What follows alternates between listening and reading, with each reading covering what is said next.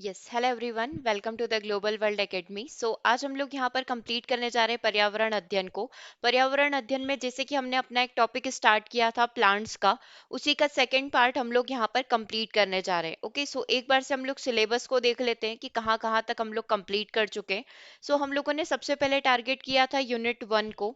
Unit 1 के अंदर हमने सबसे पहला जो यूनिट है हमारा हमारा परिवार व मित्र, इसका चैप्टर नंबर 1 पूरा कंप्लीट कर लिया है। 3 क्लासेस में आपका ये पूरा चैप्टर हो गया जिसमें एमसीक्यूज भी आपके हो गए।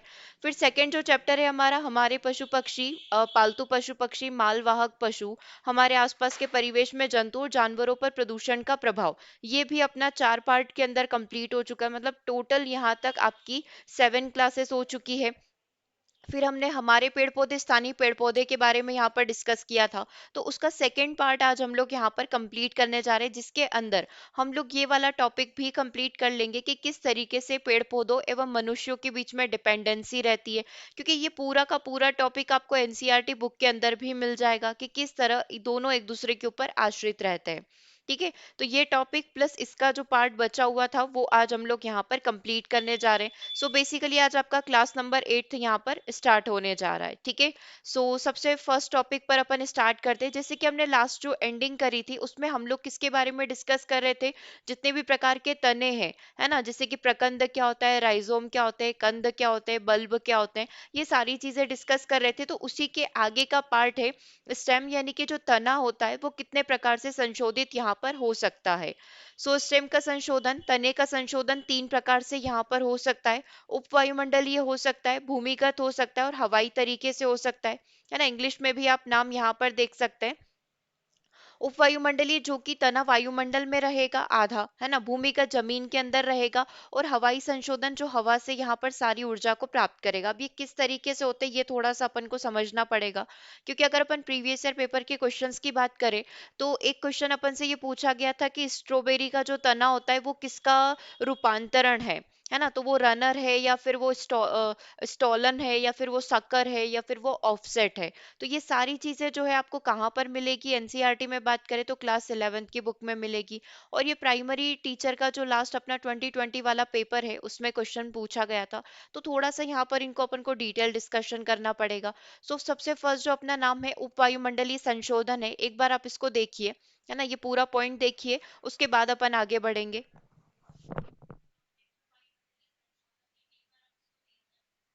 ठीक है, उपवायुमंडलीय संशोधन के अंदर क्या होता है, तने दुर्बल और कमजोर होते हैं। मतलब इनका जो तना रहेगा ना वो काफी कमजोर यहाँ पर रहता है। जैसे कि एक पेड़ का तना जो काफी मजबूत होगा, जिसको आपको काटना है तो कुल्हाड़ी की जरूरत पड़ेगी, लेकिन इनके बहुत ही सॉफ्ट यहाँ पर होते हैं।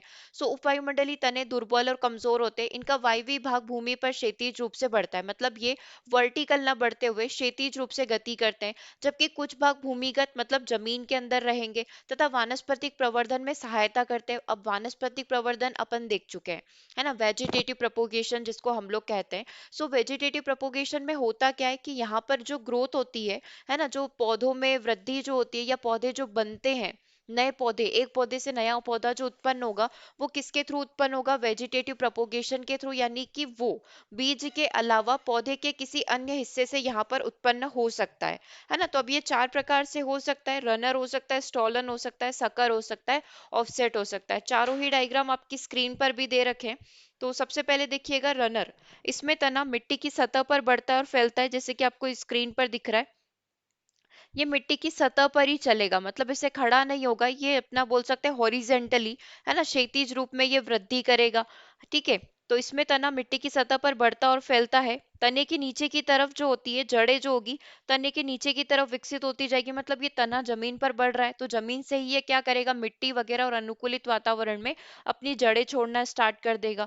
और पत्तियां जो है ऊपर की तरफ बढ़ती है ना, जिसमें आप सिनोडोन दूब घास जो होती है ना, जिसको अपन पूजा वगैरह में भी रखते हैं, है ना, और ऑक्सोलिन जो होता है, ये सब के सब क्या हो गए यहाँ पर अपने इसके रनर के एग्जाम्पल हो गए, है ना। जैसे आपने ये ध्रुप वगैरह जिसको हम लोग कहते हैं, या अपने घर पे जो होते हैं वो द्रोप नाम से इसको जानते हैं, तो पूजा वगैरह में हम लोग ये रखते हैं। तो ये जमीन पे जितनी जगह फैली रहेगी ना उतनी जगह ये क्या करती है, जड़ें छोड़ देती है। जैसे ये हल्की सी उगी हुई थी तो ये आसपास भी पूरी इतने इतने एरिया को, फिर अगर इसकी सफाई नहीं करी तो ये पूरे ही एरिया को क्या कर लेती है, कवर कर लेती है। जैसे रोड के आइट साइड में अपने पार्क वगैरह में इस प्रकार की घास को उगते हुए देखा है, हमारे यहाँ मोस्ट कॉमन है। ठीक है, तो ये रनर हो गया है ना, जिसकी जड़ें क्या होती है, पूरे तरीके से फैली होती है। उसका तना ही क्या करता है, नई नई जड़ों को जन्म देकर अपने क्षेत्रफल में विस्तार करता रहता है। तो ये चीज हो गई अपनी रनर। अब जो इसका सेकेंड टाइप होगा वो क्या हो जाएगा अपना, ये देखना। सेकेंड टाइप हो जाएगा स्टोलन। सेकेंड नंबर के डायग्राम को भी एक बार फोकस करना। इसमें शाखाएं थोड़ी सी छोटी होती है, ब्रांचेस जो होती है थोड़ी सी छोटी रहती है, और तना जो है इसमें सघन रहता है। ब्रांचेस के ऊपर कम एनर्जी वेस्ट होगी, लेकिन जो स्टेम तना है वो थोड़ा सा घना, थोड़ा सा मोटा यहाँ पर रहेगा। सभी दिशाओं में वृद्धि करता है। अब इसका क्या हो रहा है कि ये चारों तरफ फैलेगा, इसमें ग्रोथ इस प्रकार से होगी कि वो चारों साइड फैल जाएगा, है ना। जैसे जैसे वो चारों साइड तना फैलेगा उस पर ब्रांचेस निकलना स्टार्ट हो जाएगी। बढ़ने के बाद बढ़ने के कुछ समय के बाद इनका शीर्ष भाग मिट्टी से बाहर आ जाता है। जैसे फ्रैगेलिया जंगली स्ट्रॉबेरी, ये स्ट्रॉबेरी वाला क्वेश्चन आपका 2020 का जो पेपर है उसमें पूछा गया था। ठीक है, इसमें आप चमेली को कंसीडर कर सकते हैं। पुदीना भी आपने देखा ही होगा, उसके तने से ही क्या होता है, वापस से वो नई जड़ें देकर पूरे हर जगह वो फैल जाता है। तो ये वर्टिकल ना बढ़ते हुए अपने ज्यादा से ज्यादा क्षेत्रफल को, ज्यादा से ज्यादा जमीन को ये कवर करने की कोशिश करते हैं। सकर की बात करूं तो इसमें मुख्य रूप से तना जो है मिट्टी के अंदर रहता है। अब अपन देखते हैं कि तना तो बाहर रहेगा, जड़ें केवल मिट्टी के अंदर होती है, लेकिन सकर के अंदर क्या होगा, तना जो रहता है वो खुद भी मिट्टी के अंदर रहता है ना। लेकिन शाखाएं, उसके ऊपर निकलने वाली जो ब्रांचेज है ना, ये क्या होती है, ऊपर की साइड बढ़ती जाती है। ठीक है, जैसे पुदीना, अनानास और गुलदावर, जिसको हम लोग कहते हैं गुलदाउदी, है ना, ये तीनों इसी के एग्जाम्पल हो सकते हैं। फिर अगर फोर्थ पॉइंट ऑफसेट की बात की जाए तो आमतौर पर ये जलीय पौधा होता है, मतलब मोस्टली ये पानी में या जहाँ पर बहुत ज्यादा नम भूमि होती है ना, जस्ट लाइक मडी, अगर अपन कहें, है ना, तो उसमें ये बढ़ता है मडी क्ले के अंदर, है ना, जिनका तना काफी ज्यादा छोटा होता है और काफी ज्यादा नाजुक होता है। हल्का सा भी आपने इसके ऊपर पैर भी रख दिया ना तो ये टूट जाएगा। ठीक है, पिस्टिया को आप ले सकते हैं, इट्रोनिया को आप यहाँ पर ले सकते हैं, जो कि किसकी कैटेगरी में आते हैं, अपने स्टेम यानी कि तने के जो अपडेटेड वर्जन है या संशोधित रूप आप इसको कह लो, उसके आ जाएंगे। तो इसमें एक रनर हो गया, स्टॉलन हो गया, सकर हो गया और ऑफसेट हो गया। तो आपसे स्ट्रॉबेरी का पूछा गया था, स्ट्रॉबेरी किसका एग्जाम्पल है, तो स्ट्रॉबेरी आपका जो स्टॉलन का एग्जाम्पल हो जाएगा। ठीक है, अगला जो टाइप देखिएगा, तने का ही भूमिगत संशोधन होना।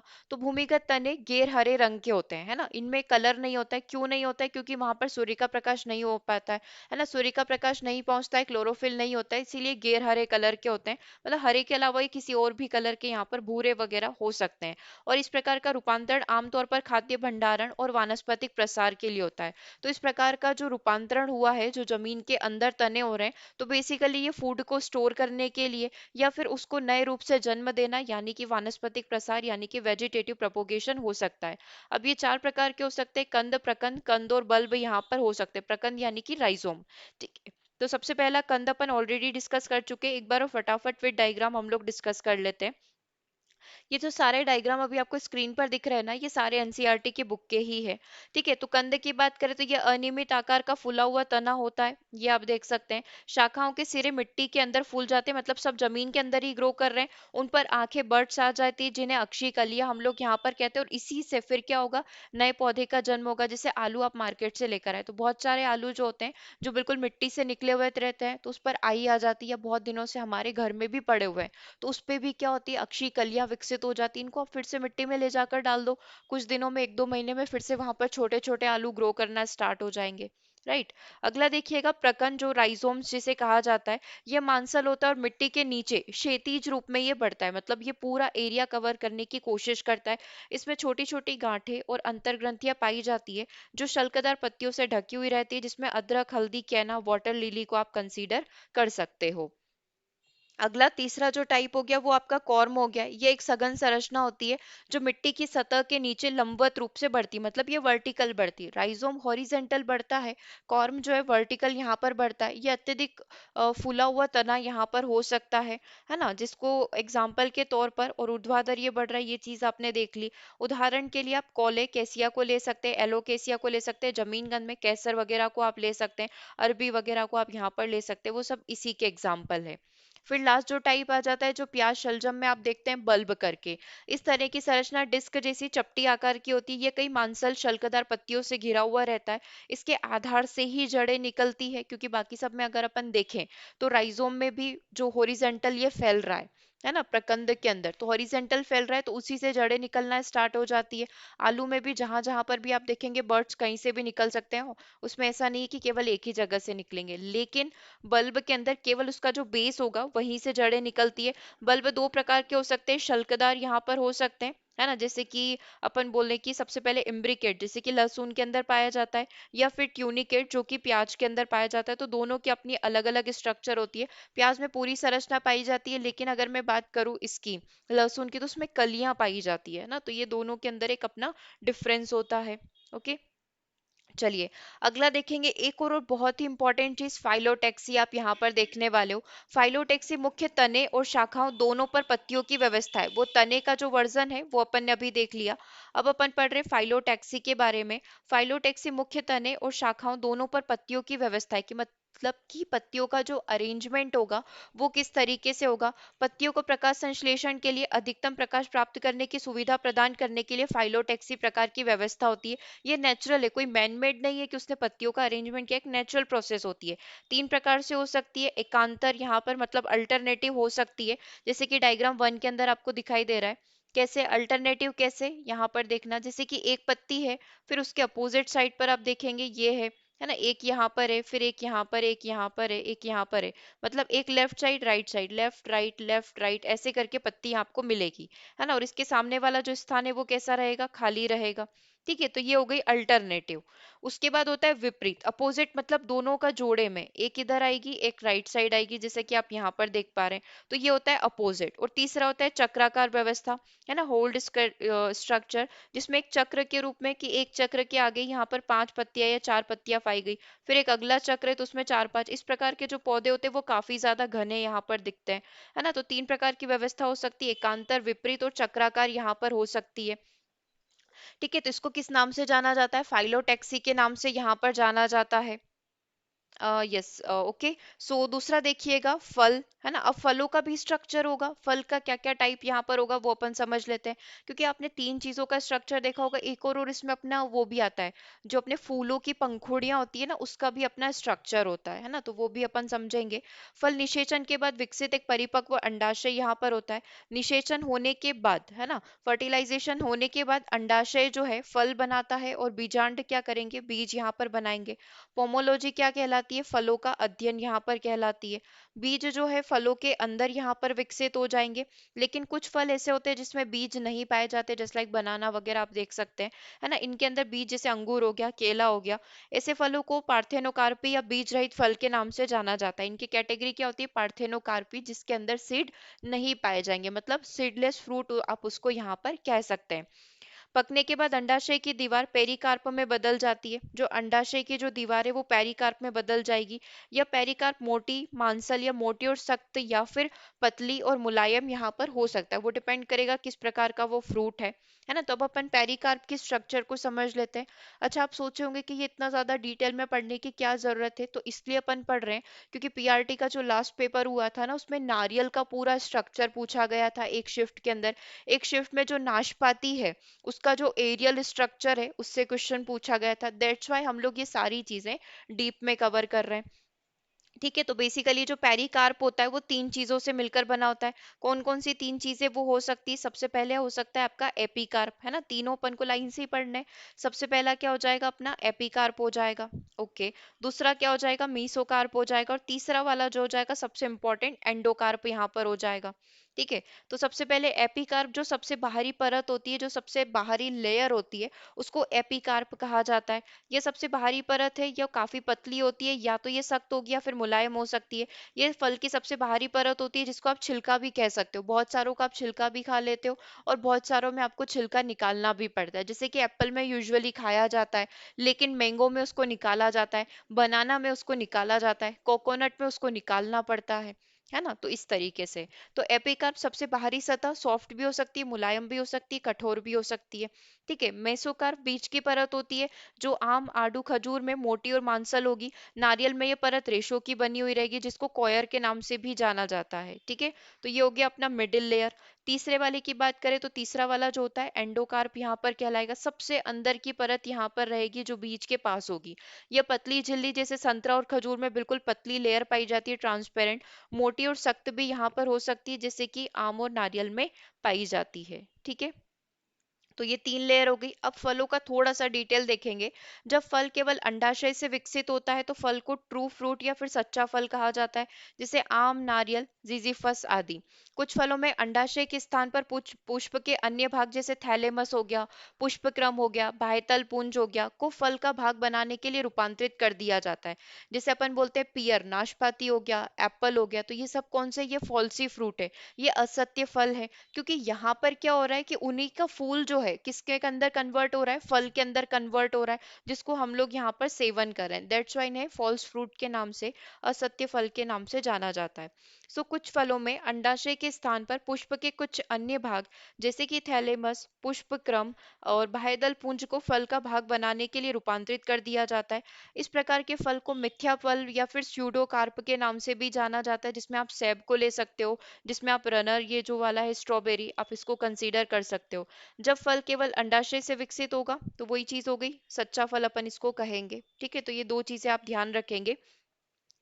अब अगर मैं फलों का वर्गीकरण करूं तो एक तो ये हो गया ट्रू और फॉल्स फ्रूट हो गया, और दूसरे तरीके से अगर अपन करना चाहें तो जायंग में अंडक जो होता है उसकी उपस्थिति, चाहे वो स्वतंत्र हो या फिर संचारित हो, या निर्माण में एक या एक से अधिक पुष्पों की भूमिका के आधार पर जो फल होते हैं उनको सरल, समुच्च और मिश्रित भागों में विभाजित किया गया है। कौन कौन से? सरल फल मतलब बहुत नॉर्मल बनने का प्रोसेस उनका रहेगा। समुच्चय के दो के कॉम्बिनेशन से वो बने होंगे, और ये इनका मिला जुला रूप। ठीक है। तो सरल फल, ये फल मोनोकार्पेली अंडाशय या मल्टीकार्पेली सिंकापर्स अंडाशय में विकसित होते हैं, और जायांग के द्वारा एक फल का, केवल और केवल एक फल का वो निर्माण करेंगे। इनको सरल फल यहाँ पर कहा जाएगा। ठीक है। अब सरल फल या साधारण फल जो होते हैं दो प्रकार से हो सकते हैं। मांसल फल यहाँ पर हो सकते हैं जिनके अंदर पल्प, गुदा पाया जाएगा, या फिर वो सूखे फल यहाँ पर हो सकते हैं। ठीक है। तो मांसल फल में फल भित्ति एपिकार्प, मेसोकार्प, एंडोकार्प में विभाजित हो जाती, जो जस्ट अभी अपन ने तीन पढ़े, कि जो एपी होगी सबसे बाहरी लेयर होगी, मेसो वाली अंदर वाली लेयर हो जाएगी, और एंडो सबसे अंदर वाली लेयर यहाँ पर हो जाएगी। ये फल सुपीरियर या इंफीरियर सिंका पर जायांग से विकसित यहाँ पर हो जाएंगे। ये एक कोशिकी या बहुकोशिकीय हो सकते हैं। ये फल जो होते हैं अस्फुटित यहाँ पर होते हैं। फल का जो फैलाव होगा पेरिकार्प के नष्ट हो जाने के बाद होगा।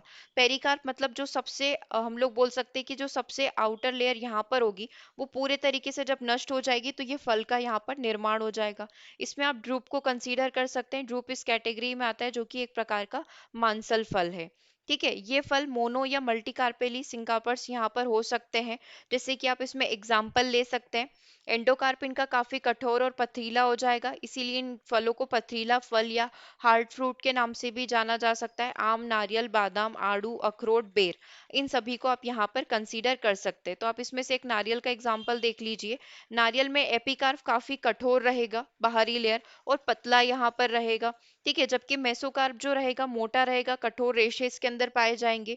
और एंडोकार्प जो रहेगा वो कठोर यहाँ पर रहेगा, और इसी के अंदर बीज सुरक्षित रहता है। नारियल का मीठा पानी और जो खाने योग्य हिस्सा जो है तरल है, मतलब एक तो उसका लिक्विड पानी काम में आ जाता है, और ठोस एंडोस्पर्म होता है जिसको हम लोग यहाँ पर खाते हैं। तो नारियल का कौन सा हिस्सा खाया जाता है? सॉलिड एंडोस्पर्म को यहाँ पर खाया जाता है। ठीक है। और कोकोनट मिल्क क्या होता है? कोकोनट मिल्क जो उसको लंबे समय तक, उसका जो इनर हिस्सा है उसको प्रोटेक्ट करेगा। ठीक है। क्लियर यहाँ तक नारियल से रिलेटेड चीजें। ऐसे ही आप बादाम और अखरोट का भी देख सकते हैं कि बादाम और अखरोट का छिलका जो होता है वो एंडोकार्प होता है, और इसका खाने योग्य हिस्सा जो होता है वो बीज होता है। मतलब बादाम और अखरोट का हम लोग बीज खाते हैं। बीज जो हम लोग खाते हैं इसमें एपिकार्प और मीसोकार्प, मतलब आउटर इसका छिलका जो काफी पतला होता है, जो कि इसके मीसोकार्प से जुड़ा हुआ रहेगा, ये दोनों ही हिस्से यहाँ पर खाए जाते हैं। जबकि इसका एंडोकार्प जो होता है, इसका सिड होगा, जो यहाँ पर हो जाएगा। ठीक है। चलिए अब बीज की बात कर लेते हैं। बीज एक निषेचित या पका हुआ बीजांड यहाँ पर होगा। बीज में भी दो कैटेगरी हो सकती है, जिम्नोस्पर्म हो सकता है, एंजियोस्पर्म यहाँ पर हो सकता है। बीज एक प्रकार की निष्क्रिय संरचना यहाँ पर होती है, जिसमें सुरक्षात्मक आवरण मतलब उसके ऊपर उसका खोल हो सकता है। उसी के अंदर भोजन भी हो सकता है, जैसे बादाम जो अपने आप में बीज है, आप उसी को खा रहे हो। मूंगफली हम लोग यहाँ पर बात कर रहे हैं, है ना, तो अपने आप में बीज है, आप उसी को खा रहे हो। ठीक है, आरक्षित भोजन और भ्रूण इसके अंदर पाया जाता है, जिससे आप नए प्लांट को विकसित कर सकते हैं। बीज आवरण बीजावरण के अध्यावरणों से विकसित होगा। बाहरी बीज आवरण को टेस्टा यहाँ पर कहा जाता है, जबकि अंदर का जो कवर है उसको अपन टैगमेन यहाँ पर कहेंगे। बीज आवरण जो होते हैं झिल्लीदार होते हैं, जो कि आमतौर पर फल की दीवार से जुड़ा हुआ रहेगा। बीज फल की दीवार या पेरिकार्प से डंठल के माध्यम से जुड़ा हुआ रहता है, जिसे फनिकल के नाम से यहाँ पर जाना जाता है। परिपक्व बीज के शरीर से फनिकल के जुड़ने से बिंदु को क्या कहा जाता है, हीलम कहा जाएगा। ये अभी अपन पूरा एक बार डायग्राम से देख लेंगे। बीज की सतह के एक सिरे पर एक महीन छिद्र पाया जाता है, जिसे माइक्रोकार्पल कहा जाता है। अपन ने जो बीज का स्ट्रक्चर पढ़ा है ना, ये कुछ इस तरीके से मान लो ये बीज का स्ट्रक्चर है। तो यहीं से जो होता है अपना अंकुरण विकसित होता है ना, माइक्रोपाइल से। माइक्रोफाइल अंकुरण के समय आवश्यक पानी के प्रवेश की अनुमति देगा, जिसकी वजह से उस सीड को, उस भ्रूण को ग्रो करने में मदद मिलेगी। ठीक है, तो अपन देख रहे हैं बीज दो प्रकार के हो सकते हैं, एंडोस्पर्मिक हो सकते हैं और गैर एंडोस्पर्मिक यहाँ पर हो सकते हैं। एल्ब्यूमिनस आप इसको कह सकते हैं, एक्स एल्ब्यूमिनस आप इसको कह सकते हैं। इन बीजों में भोजन एंडोस्पर्म में संग्रहित होगा, जैसे मक्का, गेहूं, प्याज, ये अपने आप में बीज है, आपने इनका बीज ही खा लिया। ठीक है, गैर एंडोस्पर्म की बात करें तो ये आमतौर पर बीज पत्रों में आरक्षित खाद्य सामग्री में संरचित रहते हैं। इन बीजों में एंडोस्पर्म का ही प्रयोग किया जाता है ना। और यहाँ पर जो परिपक्व जो रहेगा मेन जो चीज, वो बीज में मौजूद नहीं रहेगी। जैसे कि सेम, चना और मटर का एग्जाम्पल आप यहाँ पर ले सकते हैं। ओके, चलिए आप चाहे तो इसका एक स्क्रीनशॉट ले लो। इसमें वो सारी चीजें बता रखी है कि किसका साइंटिफिक नेम क्या है और किसका कौन सा पार्ट यहाँ पर खाया जाता है। ठीक है, तो आप इनका ले सकते हैं, है ना। जैसे इसमें बेरी, बेर का दे रखा है, और भी बहुत सारे एग्जांपल नट्स का दे रखा है। ओके, ये आप देख सकते हैं। चलिए आगे बढ़ जाते हैं। अब थोड़ा सा हमारा जो जड़ वाला पार्ट बच गया था, उसको भी आज अपन कंप्लीट कर लेते हैं, है ना। तो अपन जड़ के हिस्से तो पढ़ ही चुके थे। जड़ के तीन हिस्से हमने यहाँ पर कर रखे। एक तो नॉर्मल अपना रूट केप होता है ना, मूल गोप जिसे हम लोग यहाँ पर बोलते हैं। फिर हमारा विभाज्योतक जोन यानी मेरिस्टेमिक जोन आ जाएगा। फिर कोशिका क्षेत्र आ जाएगा। फिर अपना यहाँ पर मैच्योरिटी जोन आ जाएगा, क्योंकि एग्जाम में ये क्वेश्चन पूछा गया था कि जड़ बाल कहाँ पर पाए जाते हैं। उसने ऐसा कुछ भी नहीं पूछा, सिर्फ एक सिंपल सा क्वेश्चन पूछा, जड़ बाल जो होते हैं, रूट हेयर जो होते हैं, वो कहाँ पर पाए जाते हैं, है ना। मेरिस्टेमिक जोन में पाए जाते हैं, कोशिका विभाजोतक क्षेत्र में पाए जाते हैं, रूट केप में पाए जाते हैं। तो जो हमारा परिपक्वता क्षेत्र होता है, जो कि सबसे ऊपर की साइड होता है, मैच्योरिटी जोन, उसके अंदर जड़ बाल पाए जाते हैं। ये क्या करते हैं, ये जड़ को मिट्टी से बांधने में मदद करते हैं। ठीक है, और मिट्टी में जो भी पानी है उसको अवशोषित करके पौधे तक पहुंचाने में ये मदद करेंगे थ्रू जाइलम। ठीक है, तो मूल जल का अगर अपन देखें तो अपस्थानिक जड़ें विशेष कार्य करने के लिए विभिन्न रूपों में रूपांतरित हो जाती है, और इस प्रकार की जड़ों को रूपांतरित जड़ों के रूप में जाना जाता है। मूल जड़ें भोजन भंडारण और श्वसन के लिए संशोधित यहाँ पर हो जाती, मतलब जड़ के भी अलग अलग रूप यहाँ पर हो सकते हैं, है ना। तो सबसे पहला रूप अपन देख रहे हैं फ्यूसीफॉर्म जड़ें। ये जड़ें बीच में से मोटी होती है, दोनों सिरों पर से ये पतली होती है। इस प्रकार की जड़ों को हाइपोकोटाइलल और जड़ दोनों ही भोजन भंडारण में मदद करती है। उदाहरण के लिए आप मूली को ले सकते हैं, जो किसका रूप है, फ्यूजीफॉर्म में यहाँ पर पाई जाती है। ठीक है, दूसरा आप देख सकते हैं कॉनिकल रूट या फिर शंक्वाकार जड़ें। ये जड़ें ऊपर की साइड से मोटी होती है, लेकिन आधार से क्या हो जाती है, पतली हो जाती है। कौन, मतलब शंकु के शेप में ये पाई जाएगी। तीसरी जो होती है नेपिफॉर्म जड़ें यहाँ पर होती है। ये जड़ें ऊपर से फूली हुई और गोलाकार होती है, और नीचे से आते आते ये क्या हो जाती है, धागे की तरह पतली हो जाती है। शलजम, जिसका नाम ब्रेसिका रापा है साइंटिफिक नेम, चुकंदर को आप ले सकते हैं। अगला जो आ जाता है अपना ट्यूबरस रूट यानी कि कंदमूल। ऐसी जड़ों का कोई नियमित आकार नहीं होता है। ये जड़ के किसी भी भाग से फूली हुई हो सकती है या मांसल हो सकती है, जिसमें आप डहलिया को कंसीडर कर सकते हो, मीराबिलिस को यहाँ पर कंसीडर कर सकते हो, शकरकंद को आप कंसीडर कर सकते हो, जापानीज स्वीट फ्रूट जो होता है उसको आप यहाँ पर कंसीडर कर सकते हैं। ठीक है, बहुत ही कॉमन से एग्जाम्पल अपन ने यहाँ पर लिए।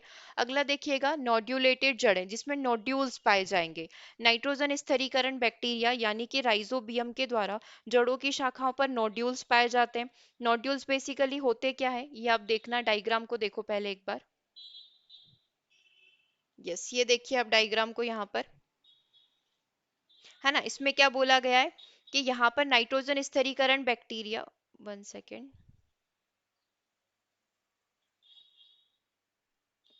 जस्ट अ सेकेंड, भी दिख रहा है स्क्रीन पर।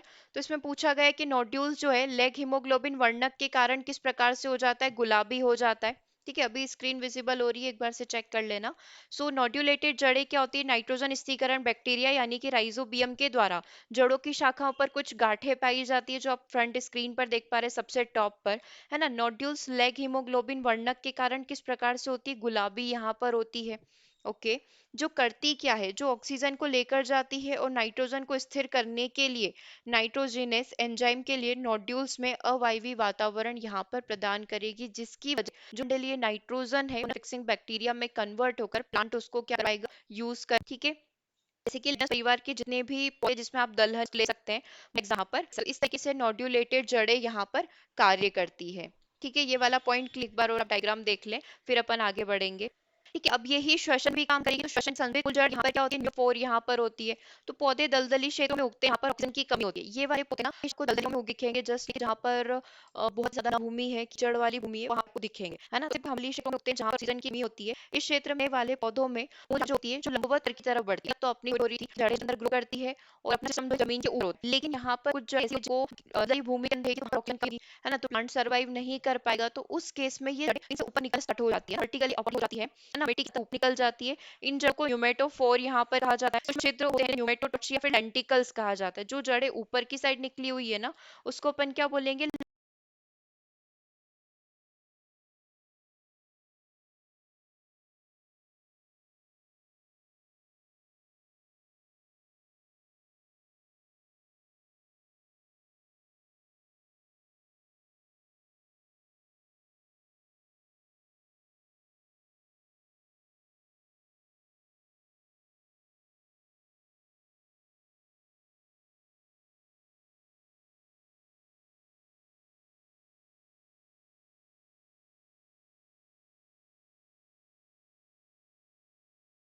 टेंटिकल्स बोलेंगे, जिनके माध्यम से हवा जो है पौधों के अंदर प्रवेश करती है और श्वसन के लिए ऑक्सीजन मिलती है। जिसमें आप राइजोफोरा को ले सकते हो, मैंग्रोव वनस्पति को ले सकते हो, हेरिटिएरा को ले सकते हो, जस्ट लाइक दिस, है ना। ये मैंग्रोव की वनस्पति है ना, समुद्र के किनारे नदियों के किनारे आपको ये मिल जाएगी। अब इसमें ये जो आप उठे हुए कोनाकार कोन के आकार के शंकु के आकार के देख रहे हैं, ये सब क्या है, यहाँ पर ये जड़ें हैं, इस पौधे की जड़ें जो इस तरीके से बाहर निकली हुई है।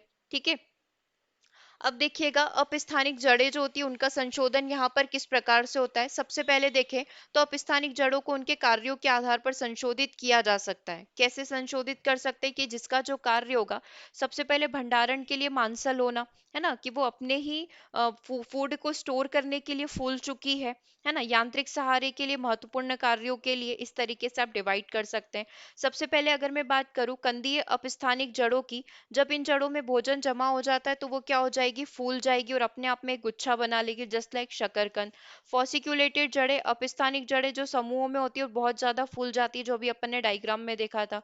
तीसरा अपने रेशेदार जड़ें हो जाएगी, जो बहुत ही शुरू से ही जहां से जमीन होगी वहीं से बहुत पतली पतली बढ़ेगी, जिसमें अपन किसको ले सकते हैं, घास और गेहूं को ले सकते हैं। नोड्यूल वाली जड़ें, गांठदार वाली जड़ें यहाँ पर हो सकती है, जिनमें जड़ों के सिर फूल जाते हैं, उसमें ऐसे गांठें बन जाती है ना, मेलिलोटस आप बोल सकते हैं। फिर मनकेदार या एक रूपी जड़ें होगी, अभी इन सब के डायग्राम अपन को देखने हैं। मन के मतलब कि मोती के आकार के उसमें स्ट्रक्चर हो जाती है। जब जड़ नियमित अंतराल के बाद अलग अलग स्थानों पर मोती की जो माला होती है ना, उसकी तरफ फूल जाती है, जिसमें आप पोर्टुलका देख सकते हो, है ना, करेला आप देख सकते हो, विटिस आप देख सकते हो। फिर आ जाती है स्टिल्ट जड़ें। जब जड़ निचली गांठों से निकलती है और मिट्टी के अंदर प्रवेश करती है और रस्सी जैसी संरचना बना लेती है, तो इस प्रकार की जड़ों को स्टिल्ट जड़ें कहा जाता है। जिसमें मक्का गन्ना जो पाइन्स स्क्रू पाइन होगा उसको आप यहाँ पर कंसीडर कर सकते हो। जस्ट लाइक दिस आप देख सकते हैं। सबसे पहले नोड्यूल जड़े, जिसमें इस प्रकार से जो है गुलाबी कलर के, पिंक कलर के नोड्यूल्स गांठें यहाँ पर बन जाती है। दूसरा आप मोनीली फॉर्म यहाँ पर देख सकते हो, जिसमें अपन बोल रहे हैं ना मनके के आकार की, यानी कि मोती के आकार की, मतलब फिक्स साइज पर कि इतने सेंटीमीटर पर, 2 सेंटीमीटर 3 सेंटीमीटर पर आपको फूला हुआ मिलेगा, फिर वो पतला हो जाएगा, फिर फूला हुआ हो जाएगा। तो इस प्रकार से मनके के आकार की जड़ें पाई जाती है ना। फिर तीसरा आप देख सकते हैं ट्यूबरस फॉर्म में, कंद के फॉर्म में यहाँ पर इस तरीके से ये फूली हुई पाई जाएगी। और फोर वाला स्टिल्ट फॉर्म में, जैसे रस्सी की गांठें लगी हुई रहती है एक दूसरे में, वैसे ये जड़ें अपने आप में एक दूसरे से फंसी हुई रहती है। तो अपन इसको स्टिल्ट रूट के नाम से जान सकते हैं। ठीक है, ये चीज आप सभी की क्लियर हो गई। ओके, डन यहाँ तक। चलो, अगला देखना सहारा जड़ें या फिर स्तंभ जड़ें क्या होती है ना। तो ये जब जड़ पौधे की शाखाओं से निकलती है और नीचे की ओर मिट्टी की ओर बढ़ जाती है और पौधे को सहारा देने वाले तने के रूप में कार्य करती है, तो इस जड़ों को सहारा जड़ें कहा जाता है। फिर आ जाती है बट्रेस जड़ें। ऐसी जड़ें तने के आधारीय भाग से निकलती है और मिट्टी में विभिन्न दिशाओं में फैल जाती है। तने का जो आधार होगा ना, वहीं से निकलने लग जाती है ना, तो उसको अपन बोलेंगे बट्रेस जड़ें। फिर आ जाती है आरोही जड़ें। ये जड़ें तने की गांठों से निकलेगी और पौधों को ऊपर सहारा देगी, क्योंकि पौधा इतना पतला होता है कि वो खुद से खड़ा नहीं रह सकता फ्रूट देने के बाद, है ना। तो वो बहुत हल्का होता है, तो उसको सहारा देने के लिए ये जड़ें जो है निकलना स्टार्ट हो जाती है। मनी प्लांट आप ले सकते हो, मनी प्लांट में जड़ें निकलती रहती है। ठीक है, श्वसन जड़ें। जब मिट्टी में ऑक्सीजन की कमी हो जाती है तो जड़ें मिट्टी से बाहर आ जाती है ऑक्सीजन लेने के लिए, है ना, जैसे अपन ने वो देखा ही था मैंग्रोव वनस्पति में जो लगती है। जूसिया आप ले सकते हो, एविसेनिया आप यहाँ पर ले सकते हो। फिर अगला जो टाइप आएगा वो पर्णीय जड़ या एपिफाइट जड़ आ जाएगा। जब जड़ें पत्ती से निकलती है, पत्तियों से अगर जड़ें निकल रही है ना, तो एपिफाइट या पर्णीय जड़, जैसे कि ब्रायोफिलम यानी कि पत्थर चट्टा के अंदर आप देख सकते हो, बेगोनिया के अंदर आप देख सकते हो। चूषक या होस्टोरियल जड़ें या परजीवी जड़ें किसे कहा जाएगा। परजीवी पौधों में जड़ें मेजबान पौधों से पोषण को अवशोषित करने के लिए उसके तने में प्रवेश कर जाती है। डेंड्रोफ तो कस्कूटा या विस्कम का एग्जाम्पल आप यहाँ पर ले सकते हैं। ठीक है, फिर आ जाएगा कुंडलाकार जड़ें। यदि जड़ों पर सूजन छल्लों की एक श्रृंखला में यहाँ पर रहेगी, मतलब इस प्रकार से एक छल्ले टाइप बनी रहेगी, तो इसको कुंडलाकार जड़ें अपन कह सकते हैं, जिसमें अपन इपेकेक का एक एग्जाम्पल यहाँ पर ले सकते हैं। तो बेसिकली ये पेड़ पौधों का जो अपना बेसिक प्लस एडवांस दोनों चीजें कंप्लीट हो गई है। नेक्स्ट जो टाइप है कि कैसे जीव आपस में एक दूसरे के साथ डिपेंडेंसी शो करते हैं, कैसे पौधे और मनुष्य जो है आपस में एक दूसरे पर आश्रित हैं, है ना। तो संसार की कोई भी वस्तु, जीव जंतु या पेड़ पौधे एक दूसरे से पूरे तरीके से अलग अलग नहीं है ना। यदि ये आपस में जुड़े हुए हैं, प्रकृति में एक दूसरे पर निर्भरता की एक कड़ी होती है, जिसमें मनुष्य, जानवर, पौधे तथा जीव किसी न किसी प्रकार से एक दूसरे से जुड़े हुए रहते हैं। इससे प्रकृति में एक बैलेंस, संतुलन यहाँ पर बना हुआ रहेगा। यदि इनमें से कोई भी टूट जाता है या अलग हो जाता है तो पूरी कड़ी टूट जाएगी। बेसिकली ये हमसे फूड चेन और फूड वेब के बारे में भी बात कर रहा है। और हम लोग बात करें पूरे इकोसिस्टम की, तो सारी चीजें एक दूसरे के से कैसे रहती है, इंटरकनेक्टेड यहाँ पर रहती है। तो सब चीजें आपस में एक दूसरे से जुड़ी हुई है, सबका एक दूसरे के ऊपर क्या होगा, डिपेंडेंसी होगा। तो बहुत ही एक कॉमन सा एग्जांपल हमको एनसीईआरटी की बुक में दे रखा है। जस्ट लाइक कि उदाहरण के तौर पर अपन बात करें तो केचुए को अपन ने देखा है ना, बरसात में या नमी वाली जगह में ये आपको खूब मिल जाएंगे। बारिश के दिनों में आपने अपने पैरों से बहुत सारों को चपटा भी किया होगा, है ना। तो हम ये जानते हैं कि केचुए मिट्टी को उपजाऊ बनाने के लिए बहुत उपयोगी है। साथ ही वह मिट्टी को पोला करने के लिए पोर्स छिद्र बनाकर खेती के योग्य बना देते हैं, जिसकी वजह से फसल की जो उपज है वो काफी ज्यादा यहाँ पर बढ़ जाती है ना। इस प्रकार केचुआ मिट्टी और फसल एक दूसरे से जुड़े हुए हैं। ठीक है, तो ये वाली चीज हो गई। तो ये एनसीईआरटी बुक का ही है, तो एनसीईआरटी चैप्टर जो है अपना इसी से कनेक्टेड है। इसका फर्स्ट पॉइंट आप देख सकते हैं कि जंतु और पौधे कैसे एक दूसरे के साथ डिपेंडेंसी शो करते हैं। तो हरे पौधे सूर्य के प्रकाश में अपना भोजन प्रकाश संश्लेषण की प्रक्रिया के फलस्वरूप बनाते हैं। इसी प्रकार हरे पौधे जंतुओं पर भी निर्भर रहते हैं। दूसरी ओर जंतु अपना भोजन स्वयं नहीं बना पाते, इसीलिए वो भोजन के लिए प्लांट्स पर निर्भर हो जाते हैं। उदाहरण के तौर पर आप देख सकते हैं कि मधुमक्खी पौधों के फूलों से शहद के लिए पराग को प्राप्त करती है। उसी दौरान मधुमक्खी के शरीर से फूलों के परागकण चिपक जाते हैं। ठीक है, अब ये क्या होगी, जब दूसरे फूल पर पहुंचेगी तो वही परागकण जो पोलन होंगे उस फूल के अंदर प्रवेश कर जाएंगे। तो बहुत सिंपल तरीके से एक प्लांट क्या कर सकता है, क्रॉस पॉलिनेशन यहाँ पर कर सकता है। इस प्रकार मधुमक्खी को फायदा हो गया, उसको अपने शहद के लिए रस यहाँ पर मिल गया, है ना। शहद के लिए पौधों पर उसकी निर्भरता हो गई, पौधे को भी पॉलिनेशन के लिए मधुमक्खी से सपोर्ट मिल गया। इसी तरीके से जो बटरफ्लाई होती है वो भी सेम कंसेप्ट को यहाँ पर यूज करती है। ठीक है, क्लियर है यहाँ तक।